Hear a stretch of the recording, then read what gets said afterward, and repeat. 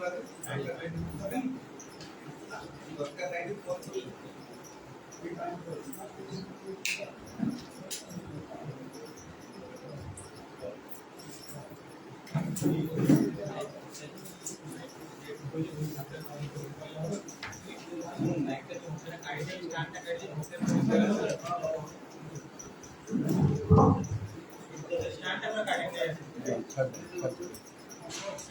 ले लो क्या?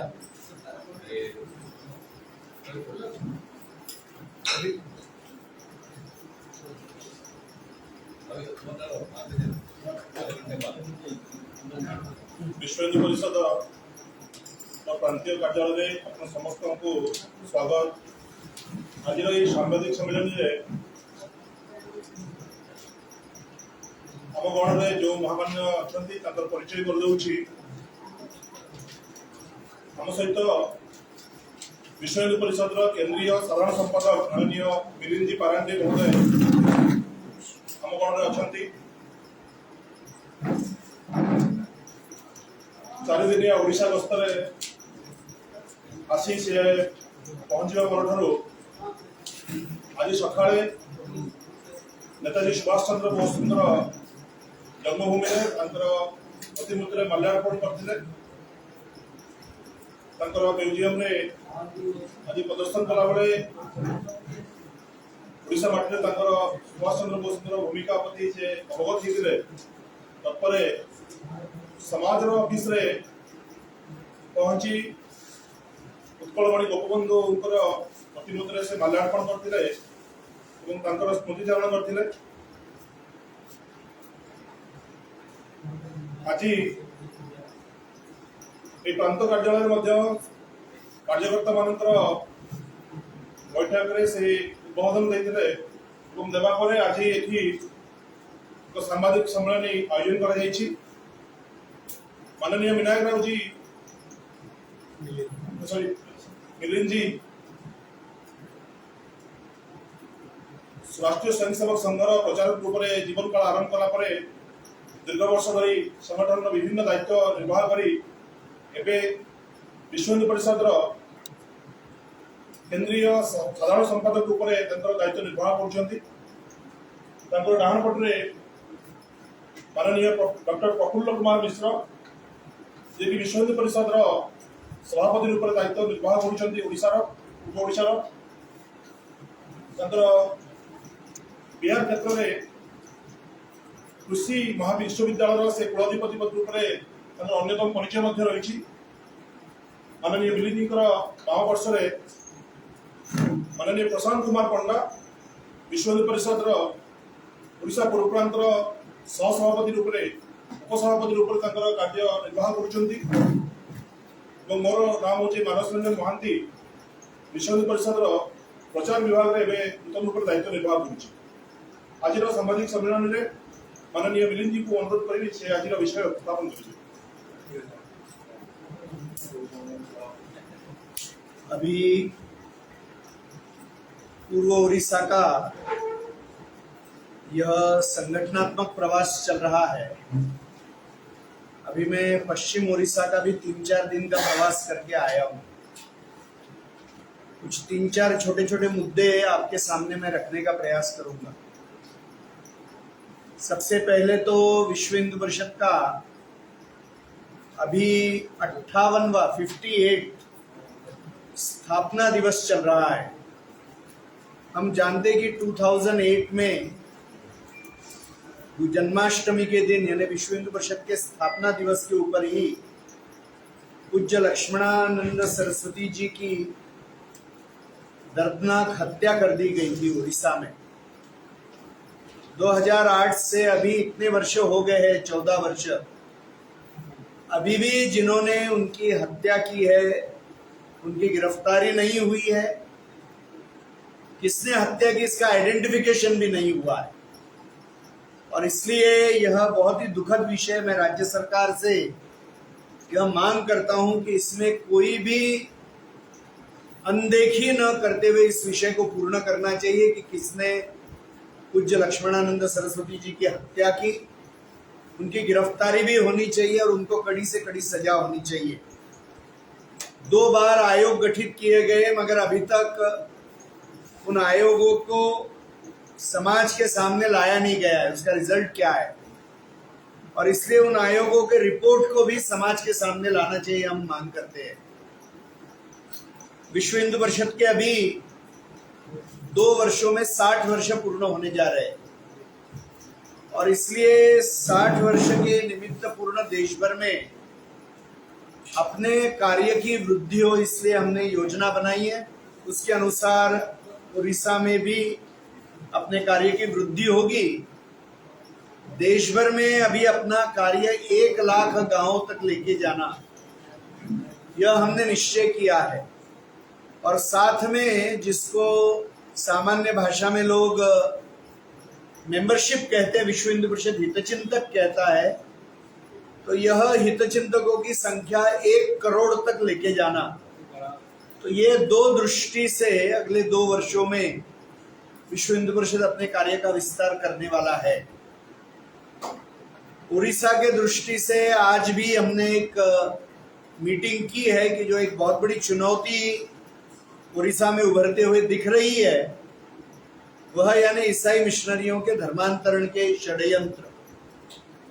यह उड़ीसा में भारत का सबसे पहला धर्मांतरण विरोधी कानून बना था, मगर उसका पालन होते हुए उड़ीसा में दिख नहीं रहा है। और बहुत बड़े प्रमाण में उड़ीसा में ईसाई मिशनरियों द्वारा धर्मांतरण के षड्यंत्र चल रहे हैं। और इससे यह मांग विश्व हिंदू परिषद करती है कि राज्य सरकार ने उस कानून के पालन के तरफ ध्यान देना चाहिए, और जो ईसाई मिशनरियों को एकदम फ्री ग्राउंड मिला है सब कुछ करने के लिए, तो उसके ऊपर कड़ी से कड़ी कार्रवाई होनी चाहिए। क्योंकि धर्मांतरण करना, प्रलोभन देकर, झूठ बोलकर, चंगाई सभा करते हुए, यह गैर कानूनी, it is anti constitutional also, और इसलिए इसके ऊपर तुरंत प्रतिबंध लगना चाहिए। तीसरी बात कि जिस तरह की कम्युनिस्ट शक्तियों द्वारा 9 अगस्त के दिन पूज्य निश्चलानंद सरस्वती जी, अपने शंकराचार्य जी, उनके पुतले का दहन और मंच के ऊपर से उनकी बदनामी की गई, तो मुझे लगता है कि यह बहुत बड़ी चोट हिंदू आस्था को देने का एक जानबूझकर प्रयत्न किया गया है। और इसलिए कम्युनिस्ट विचार से प्रेरित ऐसे जो गतिविधियां चल रही है, सारे लोगों को गिरफ्तार करने की जरूरत है। 9 अगस्त को मूल निवासी दिवस के निमित्त ये कार्यक्रम में ये घटनाएं हुई। सही में इंडिजिनस पीपल्स डे, यह विषय अमेरिका और अफ्रीका और यूरोप के लिए तो ठीक है, क्योंकि यूरोपीय सत्ताओं ने अमेरिका में और अफ्रीका में वहां के स्थानीय जनजातीय लोगों की जमीन और संपत्ति लूट कर स्वयं की सत्ता प्रस्थापित की। और आज उनमें से कुछ लोगों को, सफेद लोगों को, गोरे लोगों को यह लग रहा है कि शायद हमारे पूर्वजों के हाथ से कुछ गलती हुई है, और इसलिए टोकनिज्म करके यह दिन मनाने का प्रारंभ यूनाइटेड नेशंस के माध्यम से उन्होंने किया है। भारत का जनजातीय समाज यह शेष हिंदू समाज के साथ में मिलकर अनादि काल से हिंदू धर्म, संस्कृति और इस मातृभूमि की रक्षा के लिए निरंतर लड़ता आया है। उड़ीसा के भी अनेक स्वतंत्रता सेनानी हैं, देश भर के भी अनेक जनजातियों के अनेक सेनानी है। जैसे कि हम जानते हैं कि टंट्या मामा भील है मध्य प्रदेश में, या राणा पूंजा भील है कि जो महाराणा प्रताप के साथ में जिन्होंने मुगलों के विरुद्ध युद्ध किया। ऐसे ही रानी दुर्गावती है कि जिन्होंने मुगलों के विरुद्ध युद्ध किया। गुरु गोविंद सिंह जी है कि जिन्होंने ब्रिटिशों के विरुद्ध युद्ध किया। ऐसे अनेक नाम हर राज्य में नाम निकल सकते हैं। नागालैंड की रानी गाइडिनलियू है।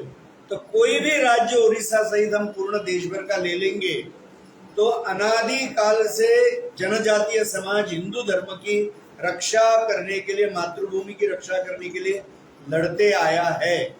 और इसीलिए मूल निवासी दिवस का विषय यहाँ पर लागू ही नहीं होता है, उसका कोई औचित्य नहीं है। और इसीलिए सही में मनाना है तो 15 नवंबर का जनजाति गौरव दिवस मनाना चाहिए, जो भगवान बिरसा मुंडा जी की जयंती है। और इसलिए मुझे जनजातीय समाज को भी यह आह्वान करना है कि कम्युनिस्ट और ईसाई मिशनरी उनका बुद्धिभेद करके उनको भ्रमित करने का प्रयास कर रहे हैं और अपनी परंपरा को भुलाने का प्रयास कर रहे हैं। भगवान श्री राम जी ने स्वयं 14 वर्ष वनवास जनजाति समाज में बिताया है। माता शबरी जैसी बड़ी भक्त बहुत ही विरला है और इसलिए यह मूल निवासी दिवस यह मनाने की कोई भी आवश्यकता नहीं है। साथ ही में पूज्य निश्चलानंद जी सरस्वती जी का जो जानबूझकर अपमान किया गया है उसका निषेध विश्व हिंदू परिषद तो करती ही है और ऐसे लोगों को तुरंत गिरफ्तार करके कड़ी से कड़ी सजा देनी चाहिए। एक आखिरी विषय केवल है कि बहुत बड़े प्रमाण में झारखंड के माध्यम से मार्ग से और डायरेक्टली जहां बंगाल के साथ में सीमा जुड़ती है, उड़ीसा से बहुत बड़े प्रमाण में गोवंश की तस्करी हो रही है। और गोवंश की तस्करी कानून होने के बाद में जब होती है, हजारों हजारों गोवंश की, तो पुलिस की मिली भगत के बगैर ये हो नहीं सकती है। और इसीलिए इस गोरक्षा कानून का भी कड़ाई से पालन करना चाहिए। ये 3-4 मुद्दे बहुत बड़े हैं उड़ीसा के लिए और जो बाढ़ प्रभावित क्षेत्र है वहां पर भी विश्व हिंदू परिषद अपनी तरफ से सेवा कर रही है। जो लोग हताहत हुए, जिनको नुकसान हुआ है, उनके प्रति भी विश्व हिंदू परिषद उड़ीसा में अपनी संवेदना व्यक्त करती है। ये 3-4 मुद्दे जो आपके सामने लाने थे, अपने कोई प्रश्न रहेंगे तो हम पूछ सकते हैं।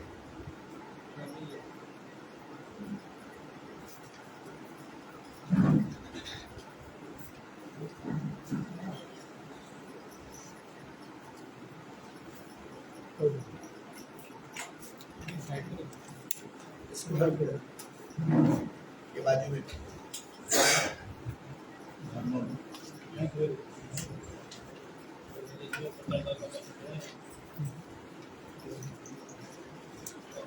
आप प्रश्न पूछेंगे? आपका तो प्रेस कॉन्फ्रेंस है इसके बारे में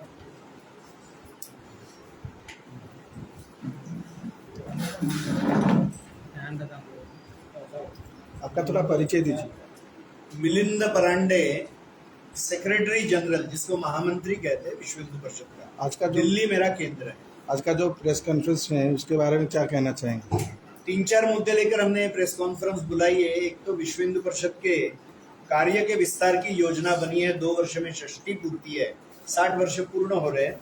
तो विश्व हिंदू परिषद का लक्ष्य है कि 1 लाख गांवों तक अपना काम का विस्तार करना और जिसको हम हितचिंतक यानी सामान्य भाषा में सदस्यता कहा जाता है, वो 1 करोड़ तक लेके जाना, ये एक मुद्दा है। 2-3 मुद्दे बहुत विचार करने के उड़ीसा में हो रहे हैं।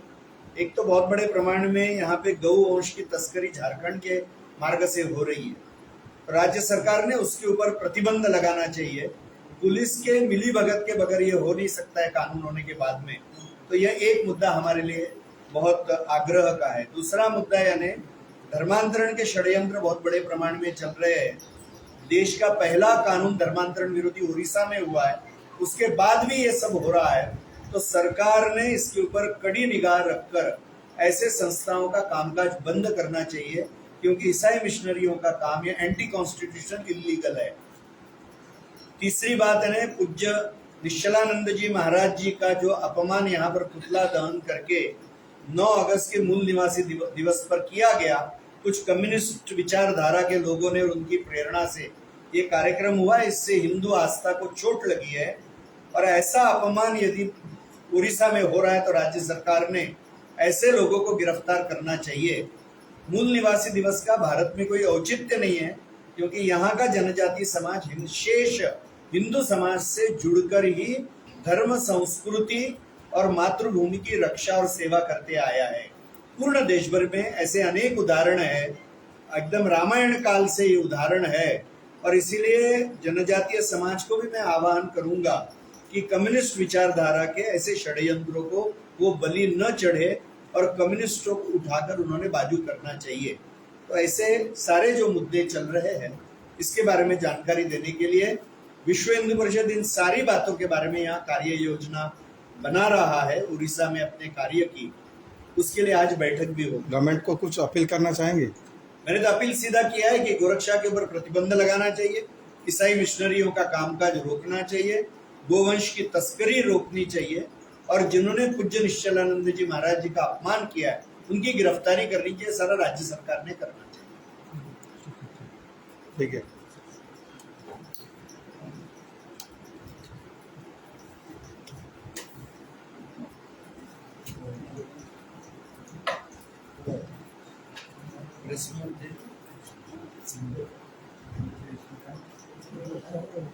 अपना भी